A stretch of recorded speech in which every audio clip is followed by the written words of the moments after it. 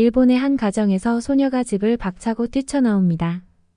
나는 한국이 좋다고요. 이렇게 소리치며 뛰쳐나가는 소녀의 뒤로 할아버지의 환한 얼굴이 보이는데요.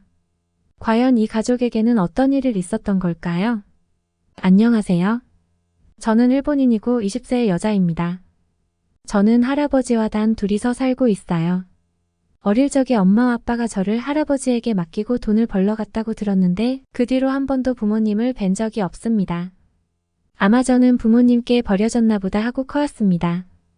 아주 어릴 적에 할아버지께 엄마 아빠에 대해 물어보았다가 당황하며 외면하시는 할아버지의 모습을 보고 다시는 물어보면 안 되겠다고 생각했죠. 할아버지의 모습은 당황스러워 보이시기도 고지어 슬퍼 보이기시도 했거든요. 저는 그렇게 할아버지를 부모님처럼 생각하며 어려운 환경에서도 할아버지를 의지하며 자라왔습니다. 저에게 할아버지는 아빠이자 엄마이자 친구입니다. 어릴 적 제가 밤에 화장실을 가고 싶어서 깨면 제 작은 기척에도 일어나셔서 꼭 등을 켜주시며 같이 가주시던 할아버지예요. 어릴 적 여름이면 모기가 저를 너무 잘 물어서 할아버지는 밤새 부채질하며 제 곁을 지켜주시기도 했죠. 그런 할아버지를 저는 정말 너무 사랑합니다. 그러나 최근 할아버지와 거의 처음으로 큰 갈등이 생겼어요. 할아버지는 저를 많이 아껴주셨기 때문에 웬만하면 제 뜻을 따라주고 저를 지지해 주셨어요. 그렇지만 이것만은 양보할 수 없다는 투였어요. 저는 태어나 처음으로 할아버지께 반항심이 생겼고 한동안 할아버지와 말도 하지 않았어요. 사건의 발단은 이것이었습니다. 저는 고등학교 때부터 한국 K-팝에 관심이 많았는데요. 그때는 학교에서 친구들이 다들 보고 이야기의 주제가 한국 가수나 연예인이었기 때문에 자연스레 저도 빠지게 되었어요. 그렇지만 공부나 다른 것들로 바빴기 때문에 완전히 빠져드는 시간을 갖지는 못했죠. 그러다가 대학 진학을 목표로 한 수험 기간이 끝나자 저는 그때부터 여유 시간에 한국에 관한 영상이나 소식들을 많이 접하게 되면서 완전히 빠져버렸어요. 사실 일본에서 활동하는 한국인들도 있다는 것은 알고 있었어요. 그리고 이미 유명한 한국 연예인들도 많았죠. 그렇지만 그건 우리 세대가 아닌 저의 엄마뻘 세대쯤의 유명한 사람들이었어요. 그때까지만 해도 큰 관심이 없었죠. 그렇지만 친구들 사이에 화두에 늘 오르는 연예인들을 보다 보니 정말 너무 멋진 거 아니겠어요? 제가 요즘 가장 빠져있는 아이돌은 바로 BTS예요. BTS는 음악 활동을 통해 일본에 알려지게 되었죠. 오빠들의 음악과 무대 퍼포먼스는 일본 내에서 큰 주목을 받았으며 블러드 스웨덴드 테즈, MIC 드라프, 다이너마이트 등의 곡은 정말이지말로 표현할 수 없을 정도로 대박 멋집니다. 그리고 제가 한국인이 정말 예쁘고 멋진 사람이 많다고 느낀 계기가 바로 송혜교님을 알게 되면서부터였어요. 송혜교님은 태양의 후예라는 드라마를 친구들 추천으로 보았다가 알게 되었는데 그녀의 아름다운 외모와 연기력은 저의 여자친구들 사이에서도 정말 핫했어요. 정말이지 조각 같은 외모였죠. 친구들 사이에서는 송혜교처럼 성형수술하고 싶다고 하는 아이들이 정말 많았어요.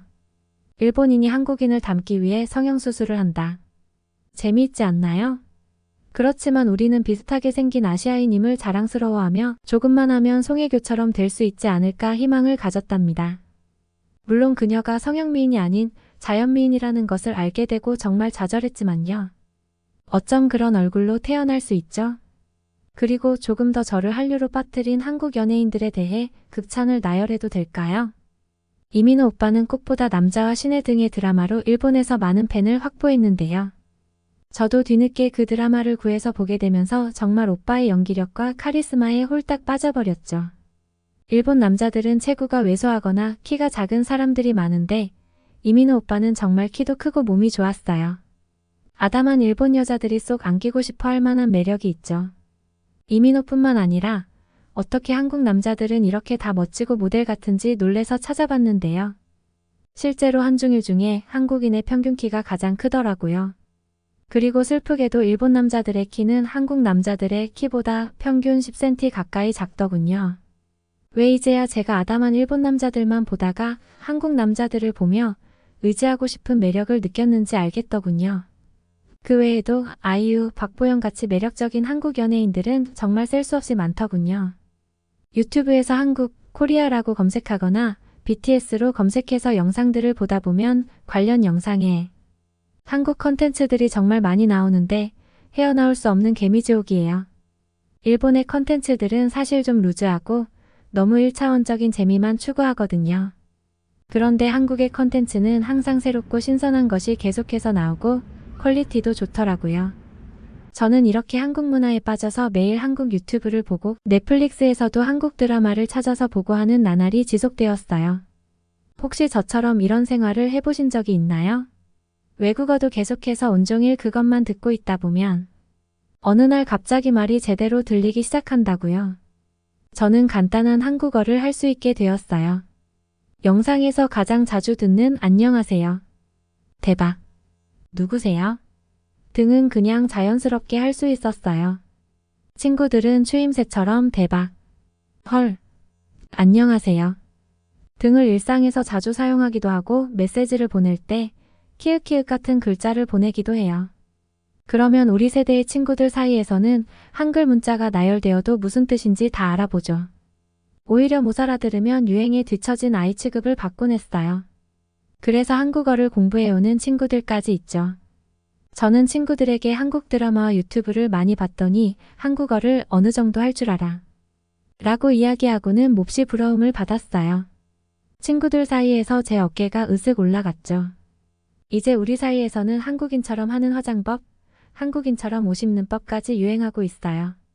너 오늘 되게 한국인 같다 라고 하면 그건 곧 칭찬이죠. 저는 그렇게 계속 지내던 어느 날 할아버지에게까지 한국어를 나도 모르게 사용했어요. 일본어로 할아버지를 부른 게 아니라 한국어로 할아버지 라고 발음했죠. 저는 한국어도 할 줄 안다고 자랑하고 싶었어요. 그런데 할아버지의 표정은 좋지 않았어요. 저는 눈치 없이 장난을 치며 왜 그래? 라고 한국어를 또 한마디 했죠. 그랬더니 할아버지는 버럭 소리를 내며 그거 한국어 아니냐? 쓰지 마라 라고 하더군요. 저는 큰 노력 없이 학원비도 안 쓰고 스스로 한국어를 깨친 거에 대해 할아버지가 칭찬해 줄 알았거든요. 그런데 그렇게 딱딱하게 말하는 것을 보고 실망해서 물었어요. 왜 그런 표정이에요? 나는 지금 스스로 한국어를 깨쳐서 쓸 수 있게 되었다고요. 그러자 할아버지는 더욱 표정이 구겨지며 저를 나무랐어요. 왜 그런 나라의 언어를 따라하고 좋아하는 거냐? 사실 내가 요즘 한국 드라마나 한국 아이돌에 푹 빠져 있는 것에 대해 얼마 전부터 알아채고 있었다. 솔직히 너무 보기 싫다. 라고요. 아니 요즘은 한국어를 잘하고 한국 유행에 대해 잘 알고 있으면 친구들 사이에서도 대우받는데 할아버지는 알지도 못하면서 이상한 소리를 한다고 저는 툴툴거렸죠. 할아버지는 자신은 한국이 너무 싫다. 우리 일본에 대해 자기들 마음대로 말하면서 싫어하는 모습도 역겹고 정치적으로 우리를 이용하는 것 같아서 싫다. 솔직히 할아버지가 젊었을 적에는 거의 거지같이 살던 나라인데 우리 일본의 도움을 받아서 이제 우리를 밟고 넘어서려고 하니 정말 괘씸한 나라다. 라고 혐오심을 드러냈죠. 저는 할아버지가 제가 하려는 일에 대해 그렇게 극단적으로 싫어하는 표현을 받은 일이 처음이라 너무 당황스러웠어요. 할아버지는 늘 저를 지지해주고 응원해주는 사람이었거든요. 그래서 저는 당연히 제가 조금만 더 저의 의견을 말하면 할아버지도 금방 웃으며 알겠다고 해주실 줄 알고 더 이야기했어요. 할아버지, 잘못은 일본이 한국에 더 많은 잘못을 한 거 아닌가요? 한국 드라마에서는 일본이 나쁘게 그려져서 저도 조사해 보았다고요. 한국은 고난을 딛고 엄청난 성장을 이룬 멋진 나라일 뿐이에요. 그러자 할아버지는 완전히 노발대발하였습니다. 내가 한국 문화에 빠져서 한국 사람들이 만들어낸 거짓된 매스컴에 속아서 정신이 어떻게 되었구나. 어떻게 이렇게 선하고 위대한 일본을 그런 식으로 생각할 수가 있냐고요. 너는 일본인이냐, 한국인이냐, 한국 가서 살고 싶냐 등 두서없는 이야기가 쏟아졌습니다. 저는 할아버지에게 너무 상처를 받아서 집을 뛰쳐나와 버렸어요. 그렇지만 제가 나가는 순간까지 할아버지는 화가 나서 저를 잡지도 않더군요. 저는 갈 곳이 없어서 친구 마코짱을 찾아갔어요. 마코는 저의 이야기를 듣더니 자신의 할아버지 할머니도 그렇다며 저를 위로하더라고요. 그 나이 많은 분들 세대에서 한국을 싫어하는 분들이 많은 것 같다며 꼰대 같다고 함께 욕해줬죠. 저는 마코와 다시 BTS의 근황을 공유하고 신나게 한국에 대해 떠들다가 컴컴한 밤이 되어서야 다시 집으로 갔어요. 이제쯤 할아버지가 잘 테니 마주칠 일 없겠지 하면서 들어갔죠. 그런데 집으로 걸어 들어가는 동안 내가 좀 너무했나 싶은 생각이 들었어요. 나를 키워준 할아버지를 친구와 함께 욕하다니. 좀 그런가 싶었죠. 그렇지만 제가 좋아하는 한국에 대해 그렇게 이야기하고 저의 이야기 따윈 들을 생각도 하지 않고 자신만의 사고방식에 갇혀 답답하게 이야기하는 것은 정말 다시 생각해도 싫었어요. 이제 할아버지와 대화가 안 통하겠다는 생각까지 들었죠. 그리고 집 문을 열고 조용히 들어섰는데 불 꺼진 방 안에서 할아버지가 나왔어요. 하나코, 들어왔니? 하고요. 할아버지의 한층 누그러진 목소리에 갑자기 감정이 울컥하고 올라왔습니다. 할아버지 아직 안 잤어? 저의 목소리에 할아버지는 이야기했어요. 하나코 미안하다. 내가 너무 감정적이었어. 할아버지가 한국을 싫어하는 건 싫어하는 거지만 너까지 싫어하라고 강요할 수는 없는 거였지. 라고요. 저는 할아버지를 지나쳐 방으로 가려다가 그 말에 그만 눈물이 났습니다. 할아버지. 나도 미안해. 나한테 그렇게 잘해줬는데 내가 요즘 너무 좋아하는 것에 심취해 있다 보니 너무한 것 같아. 그 다음 날부터 할아버지는 제가 한국 드라마를 보고 있으면 옆에 앉아서 같이 보려고 노력하시고 제가 이것 봐봐 이번에 새로 찍은 예능인데 정말 너무 재밌어. 라고 한국 방송을 보여주면 같이 보며 웃어보기도 하시고 노력을 하고 계십니다. 저는 할아버지도 유행에 뒤처지면 안 된다고 친구들 사이에서 유행어처럼 쓰는 한국어를 알려주었더니 정말로 탐탁치 않아 하시다가 한마디 내뱉은 날 저희는 다 같이 배를 잡고 깔깔거리며 방바닥을 굴렀답니다. 할아버지는 여전히 한국이라는 나라가 좋지는 않지만 손녀가 좋아하니까 싫어하지 않는 척 신용은 해주시는 것 같아요. 왜냐면 요즘 제가 얘기하는 주제가 한국밖에 없거든요. 그리고 이제 조금씩 인정하려 하는 듯합니다. 한국이 예전의 한국이 아니라는 것을요. 저도 한국 방송 등을 통해서 한국의 과거사를 꽤 많이 알게 되었어요. 그 안에서 일본이 어떤 역할을 했고 한국인들이 일본에 대해 어떤 감정이 있을지도 생각하게 됐죠. 그리고 드디어 할아버지와 함께 한국 여행을 가게 되었어요. 우리는 형편이 넉넉지 않아서 먼 해외여행은 가기 어려웠지만 저는 오히려 덕분에 가깝지만 가장 가보고 싶던 한국을 가볼 수 있게 됐죠. 제가 이 여행 이야기를 조심스럽게 꺼내었을 때 할아버지는 굳이 한국이어야 하냐고 걱정을 많이 했지만 결국 수락하셨습니다. 할아버지는 준비하면서 그리고 비행기 타면서까지 계속 걱정하셨죠. 하나코. 한국인들은 일본인의 적대심이 많아. 그래서 한국 여행하면서 일본인인 걸 알게 되면 나쁘게 대할지도 몰라. 그런 것에 너무 상처받지 말렴. 미디어로 통해서 알게 된 한국과 실제의 한국은 달라. 이번 기회에 차라리 너도 한국의 제대로 된 모습을 알게 되는 게 나쁘지 않을 수도 있겠구나. 아마 할아버지는 제가 한국에서 가서 상처를 받을까봐 걱정되어서 계속 당부하셨을 거예요. 그렇지만 저는 오히려 한국인들 특유의 털털함과 배려심만 느끼고 돌아왔어요. 제가 일본어를 써도 일본에서 왔다고 대놓고 밝혀도 아무도 적대하지 않았죠. 할아버지는 겉으로는 그래 보여도 속으로는 욕할 거야. 라고 끝까지 경계하였지만 우리의 한국 여행은 너무나 성공적이었어요.